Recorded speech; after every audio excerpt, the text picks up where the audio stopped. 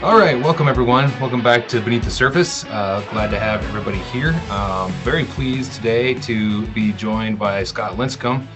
If you were at the Rockies Petroleum Conference in Laramie last week, then you heard Scott talk about trade and tariffs and the global trade, global free trade, and where we are just in terms of our global policy on free trade. It was really great. Amazingly, but not unexpectedly, the ground shifted already since last Thursday. And so Scott has kindly agreed to come back, give us a little bit of a reprise for those of you that didn't make it to the Rockies Petroleum Conference, and a little update on what's happened since last Thursday. So Scott, thanks so much for coming and chatting with us again.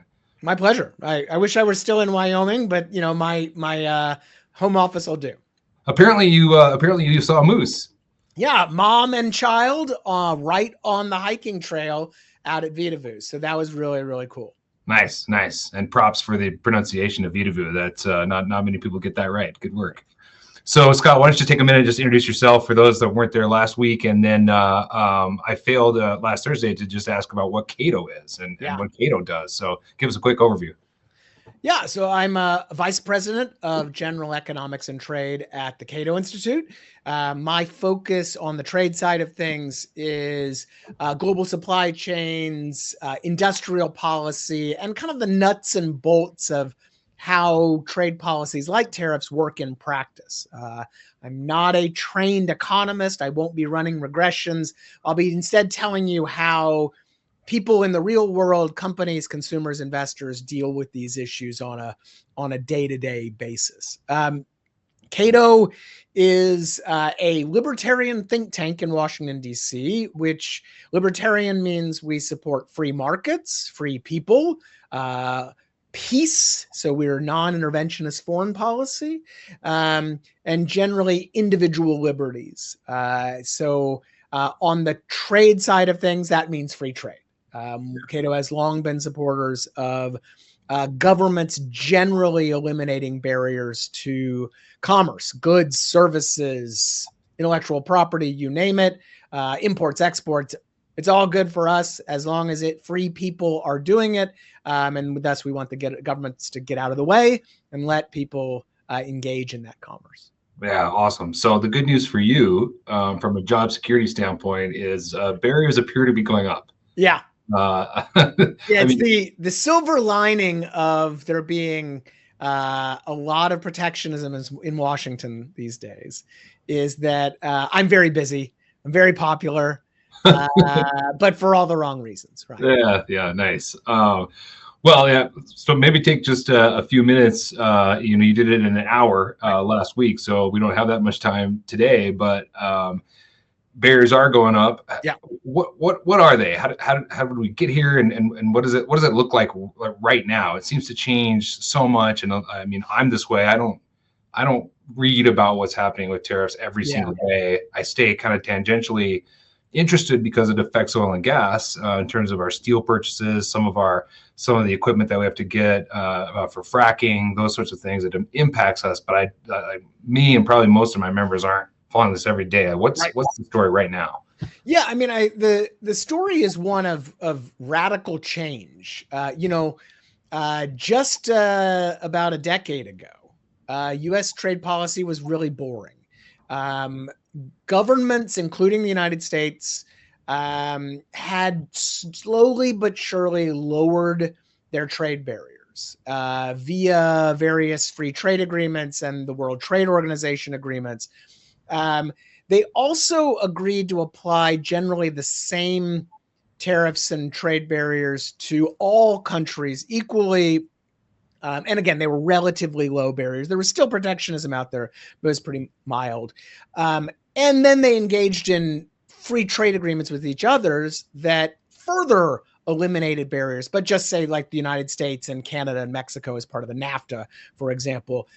So it was kind of free trade on steroids for that stuff.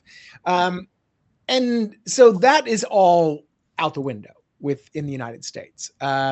It started in President Trump's first term. You saw some things on steel and aluminum tariffs and other things, but it's really, turned up to 11 for Spinal Tap fans out there since then. U.S. tariff rates on average have gone from about 3% to now about 15 to 20%, depending on how you measure.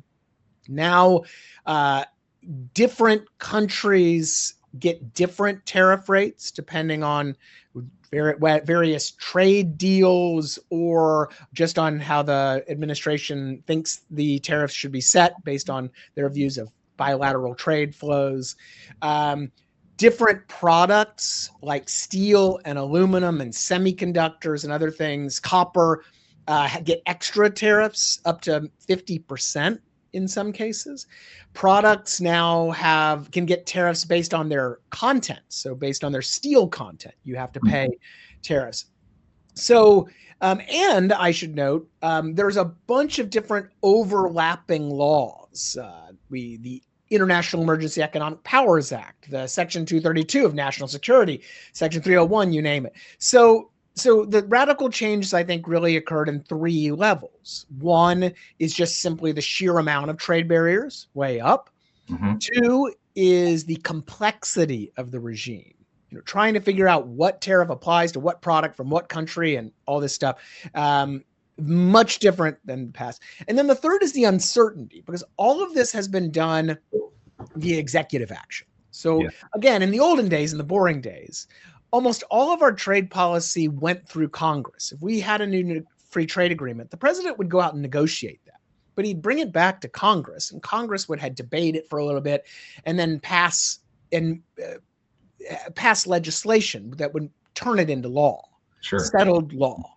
Now, all of the tariff stuff I just mentioned is being done from the White House, which injects a massive amount of uncertainty into the market. So trade policy uncertainty, measured by things like newspaper articles and Federal Register notices, has skyrocketed in just the last year. It was elevated during Trump 1.0, but again, that's child's play compared to what we have now. So I think just sheer size and scope of the trade barriers, the complexity and the uncertainty are all wildly different today than what they were just a little while ago. Yeah, I think all of us, even those of you who do this every day, are trying to just wrap your brain around all of that complexity and the scale. And for like the narrative, I think, and just sort of the common press about it, takes one of two paths. One side is these tariffs are catastrophic. Like the economy is going to tank. We're all going to need to go get our canned goods and be ready for the apocalypse on the one side, and then on the other side is this is a really clever kind of 4D chess strategy to stop being taken advantage of. Scott, which one of these is it? What should we believe? Yeah, well, unfortunately, it's neither, or fortunately, depending. The reality is that first, this is not economic catastrophe.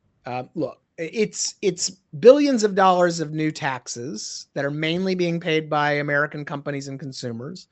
And that's going to mean higher prices and fewer and less variety and these kind of things. And all the uncertainty might delay investments. It will affect exports. And of course, it'll affect imports. For folks in the oil patch, you're going to be paying more for your OCTG and other things containing steel and the rest. But we always have to remember that trade is actually a very small share of the U.S. economy. Imports are about 10% of GDP. We are mainly a services economy, a massive services economy, and a very dynamic one that can adjust to changes in tax rates and that kind of stuff. So while these tariffs and other things impose economic costs, they're not a catastrophe. They're also, though, not going to fuel a massive renaissance, assuming you think I don't, but if you think the U.S. economy is terrible, this is not going to be rocket fuel for a future U.S. Economy either. For first, again, like I said, it's a relatively small share of the economy we're talking about. But second is most economists will tell you that this will be a small drag on economic growth. Mm-hmm. That especially when you think of the uncertainty and complexity, the overall effect will be one of slower growth, not faster growth. Mm-hmm. That you'll get some tariff revenue too, and maybe that'll be good for bond markets and stuff. But in general, that's what the future holds. And the other thing, though, is there's not a lot of indication that this is some massive strategic masterstroke.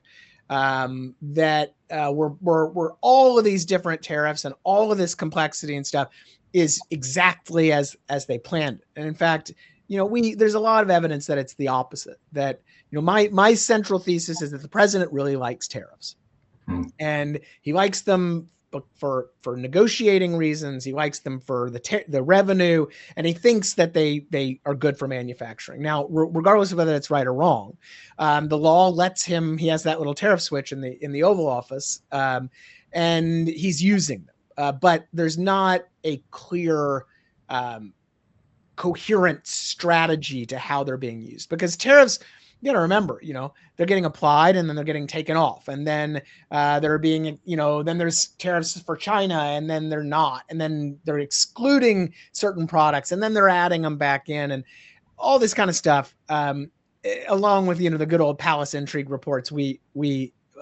political nerds obsess over. There's just not a lot of evidence of that. So, I think at the end of the day, the narrative is that the tariffs are not great, but you will muddle through it, and barring some sort of massive contagion where everybody freaks out, or there are big trade wars, we'll be okay. It's just not great. The way I always describe it is, I could cut off my pinky and not die, but cutting off my pinky wouldn't be like a great idea, right? And I think tariffs are maybe a few fingers, not the head. Well, it's a gruesome segue, but it's a good segue nonetheless to ask, like, who's getting their pinky cut off? Like, who is actually hurt in this, and who is helped? Part of it, I think we talked about on the negotiating standpoint.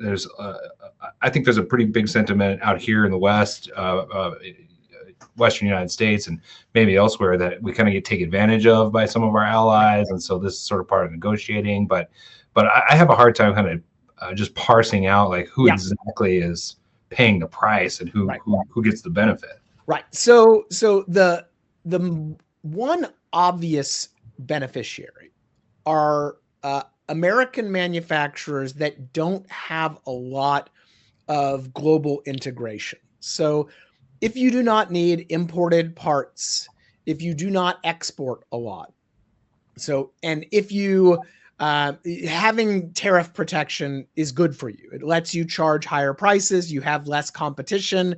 You're, effectively a monopolist in the market. So companies like the steel industry, they are not huge exporters. They don't import a lot. They're going to benefit from these tariffs, and they have been lobbying heavily for them. And there are other companies like this that will definitely benefit. But that gets to who's the first loser. The losers are anybody who buys from the steel industry or other protected companies that are allowed to raise prices, offer less quality or whatever. Because you're effectively, what a tariff is a way to discourage consumers from buying non-American, right? So that's going to be good for where the consumers spend their dollars in the United States, but it's going to be bad for the consumers. Now, oftentimes those consumers are companies. They're oil and gas companies, or they're, of course, you and me at the grocery store, or they're American manufacturers that, like Boeing and the automakers that are globally integrated, and they have imports and exports and that kind of stuff. Yeah. So that's a loss. Another loss are going to be, and this is a bit less seen, are going to be companies that no longer get investment because the investment is now flowing towards tariff protected companies. So what economists, when they say most economists don't like tariffs, But it's not actually what you hear in the political debate. It's not really about high prices. It's about making the economy less productive, because in a free market, capital tends to flow to the most productive things where you're going to get the biggest return on your investment. But once you create tariff walls, capital starts flowing, and subsidies and industrial policy and other stuff. Investment flows towards the protected, the coddled, the government-supported companies. Sure. Well, capital is finite, meaning there's not an unlimited supply of dollars and workers and resources out there. So when those finite resources flow towards the steel industry, well, they flow away from something else. So another loser in this are going to be the companies that were once big beneficiaries of global investment, of domestic investment, who had big comparative advantages in the US and in the global market, who suddenly are finding themselves at a disadvantage versus, again, the steel company as an example, and thus are finding it harder to raise capital, find workers, and do all those things. And so that's another loss. A potential winner, and I think it's really too early to say this, but to the extent that foreign markets are being opened by these trade deals, then exporters could see some victories here. They could end up better off. There's only two problems with that, though. One is that a lot of these deals are very vague, and the promises that governments have made, we don't know if they're actually going to happen. We don't know if they're going to be temporary, or long-term. So that's a first problem. The second problem, though, is that even if governments do lower their tariff barriers in response to these trade deals, like the Europeans are thinking about lowering industrial tariffs a bit, they're considering it right now. That doesn't necessarily mean that American exporters are going to actually win new customers abroad. Because first, American companies are suddenly paying higher costs, right, for their manufacturing inputs, or for, farmers, which are big exporters. They're now paying more for agricultural machinery and for fertilizer because of tariffs. The second thing is that you need willing customers to buy your products, and some customers abroad are actually turning away from American products. Chinese state-owned enterprises are not buying soybeans, for example. So it's possible that we get some export benefit, but it's not 100%. It's not a slam dunk. The steel guys, that's a slam dunk. They win from this. Yeah. The rest of it's less certain. Yeah. Okay. So, and then throw into this the uncertainty now of the last week, where the federal district court in D.C., I believe, you can correct me, on a 7-4, I think, ruling, argued that or ruled that the Trump administration exceeded its authority under the emergency powers. You'll have to tell me this, but not under there's different ways in which you can do tariffs, the switches you were talking about. And they said not so much on the emergency, and the president said some things today or yesterday about if they lose, it's the end of America, that kind of thing. So what's happened, and what to the extent that what happens next? Yeah, so back in April, once all of these emergency tariffs were implemented, like you said, they are the majority of the tariffs in place, but they're not all of them. So these are kind of emergency related to the global reciprocal tariffs and fentanyl tariffs for Canada, Mexico, China. So in April, once these tariffs were in place, some small businesses around the country sued, and then a few state governments as well sued. Because of the harm that the tariffs were causing their economy.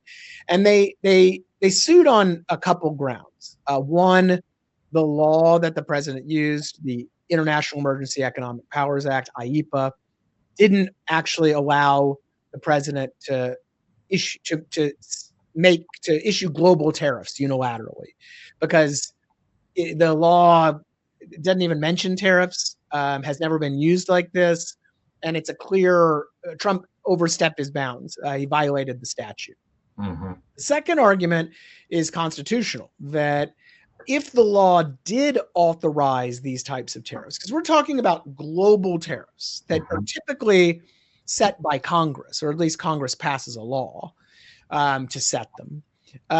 If the president can just rewrite the U.S. tariff code via unilaterally, just after declaring a national emergency for whatever reason, then the law itself is unconstitutional. It's an unconstitutional delegation because it's so broad that you're basically saying President Trump or President anybody rewrite the tariff code, set taxes any way you want, even though the Constitution says Congress should be doing this, right? So two courts have now, or actually three courts have now agreed with this. A DC Circuit Court, DC District Court, the Court of International Trade, which handles most trade cases, and now Appeals Court, the Court of Appeals for the Federal Circuit in DC. So that has now and like you said, they generally ruled against the Trump administration on both of those grounds I mentioned, that you can't do this under the statute, and this is an overbroad delegation. If so, Trump administration has now appealed this to the Supreme Court. We expect it's not a guarantee that the court takes it up, but we expect the court will take it up. The Trump administration wants expedited consideration, so we could be hearing oral arguments on this at the Supreme Court in November. That'll be a fun ticket for trade dorks like me, and we could have a decision not long after that. How the court rules here is that I think it's a coin toss. On a purely on just the merits, and given this court, because this court is conservative, is skeptical of executive power, they're skeptical of broad delegations to like administrative agencies and whatever. Yeah, you would think that the court is going to rule against these Trump tariffs, but there's two big buts. One is that these are related to national security and foreign policy, and that dovetails with the president's foreign affairs powers under Article 2 of the Constitution. The second is simply a more political argument. And it's not political like you might hear in the press. It's not that, oh, all these justices are Trump hacks, right? No, it's more that the court hates being the center of controversy. And the court often looks for ways to avoid things that they believe are political questions, right? They want Congress to do its job, right? It's the laws. They want the political process to handle it if the president oversteps. They don't want to be the ones overturning this stuff, particularly when you're talking about what's clearly a political issue, clearly a signature issue for President Trump. So I think, one of the reasons I think it's a coin toss is because I think the court has long avoided these types of very, very controversial decisions. And in this case, I don't think you can get more controversial. And you can actually see the administration trying to play up this issue by saying, oh, it'll be a catastrophe. We'd have to refund all this money. And it'd be Trump called it like the Great Depression, right? Which is absurd. I mean, it's just nonsense. These tariffs have raised some money, but you're only talking in the tens of billions of dollars in what's a $6 trillion annual budget. Calamity is ridiculous. But you can see that from a strategic perspective, they are trying to plant in the court's mind that they should stay out of this, right? Let us handle it on the political side. Now, I think that's a terrible argument that I think the court should rule on the merits of the case. Just because you do some good things after you rob a car or steal a car doesn't mean you should be able to steal the car, right? It's illegal. Yeah. And so I think the tariffs should be shot down for those reasons. But I'm not on the Supreme Court, so right. Me neither. We have a hard stop here, so I'll just end with this question. Let's assume the court takes it and doesn't rule. Well, maybe they deny it and then it's just all over, or maybe they take it and they rule against the president. like it just goes back to the way it was, and everybody just says, well, Well, that happened. And we start to deal with tariff refunds. How are the tariffs refunded? Who is eligible for a refund? Very much will depend on how the court rules and then what the government does. The government tends not to like to give back taxes. Anybody who's gotten a tax refund knows this pretty well. Yeah. So I don't think it's going to be an easy process. I think the president could even, fight that, which is a whole constitutional issue. I think, again, they're trying to telegraph to the court that they might do that. Yeah. But the other thing to note, really importantly, and one of the reasons why this isn't, tariff depression, the president has other laws at his disposal that he can recreate a lot of the stuff that the court might overturn. The steel and aluminum tariffs I mentioned, those are under a different law, Section 232. There's tariffs on automotive goods under the same law. The China tariffs from Trump's first term are under a different law. So there's going to be a lot of tariffs still out there. And importantly, for people who are buying things like OCTG or farm equipment, unfortunately, these are not going to be some sort of cure-all for the price pains you're feeling. Those are going to stick around. But I think it would be good overall for the U.S. economy, because IEEPA, this law that's being litigated, is by far the most open-ended, the most discretionary. All these other laws, they have processes, they have requirements. You have to make findings and hold notice and comment. It's not a tariff switch in the Oval Office. It's steps. And so I think it would be good for U.S. policy, particularly because if the court goes the other way, what's to stop a Democratic president from declaring an emergency and imposing tariffs on, say, oil and gas products, right? Yeah, because now there's a climate emergency. So, all it does is take this one law off the table, which is, I think, again, a good thing because of how dangerous and open-ended it is. Sure. But the trade fight's just getting warmed up for those of us who want to get back to that 2015 trade policy. There's a long, long way to go. Yeah. Well, this is great. And Scott, you've been super generous with your time coming back on after we had some technical difficulties doing this in Laramie. But you agreed to come back on from your home there in North Carolina, which I appreciate. I didn't preview this question, so if you don't have an answer, we can edit it out. But one of the things I always ask on this Beneath the Surface is if there is a book that you would recommend that's been meaningful to you, or that's been important in your work or life that you might want to recommend. Well, I think, sticking on topic and keeping my trade nerd hat on, Doug Irwin's Clashing Over Commerce is really, it's a really great resource. If you're interested in the history of U.S. trade policy, which, believe it or not, is actually pretty fascinating stuff, because there's a lot of corruption and intrigue and international relations and all sorts of stuff. It's a pretty invaluable book in that regard. I actually use it as basically encyclopedia of sorts to learn about different parts of U.S. trade history, but it's also just interesting stuff. So that I would recommend, along with, of course, everything P.J. O'Rourke has ever written, because that will teach you more about how politics actually works than any boring political book you might ever read. Yeah, hear for P.J. O'Rourke. Scott, where can people find you? Where can they read your stuff? Yep. So you can, two big places. One, of course, is at Cato's website. That's just cato.org.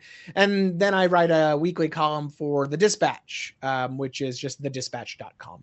Perfect. Scott, thanks so much. Hope everything goes. I hope you stay popular, but maybe for better reasons. And I look forward to talking to you again. Thanks for coming to Wyoming last week. My pleasure. Talk to you soon.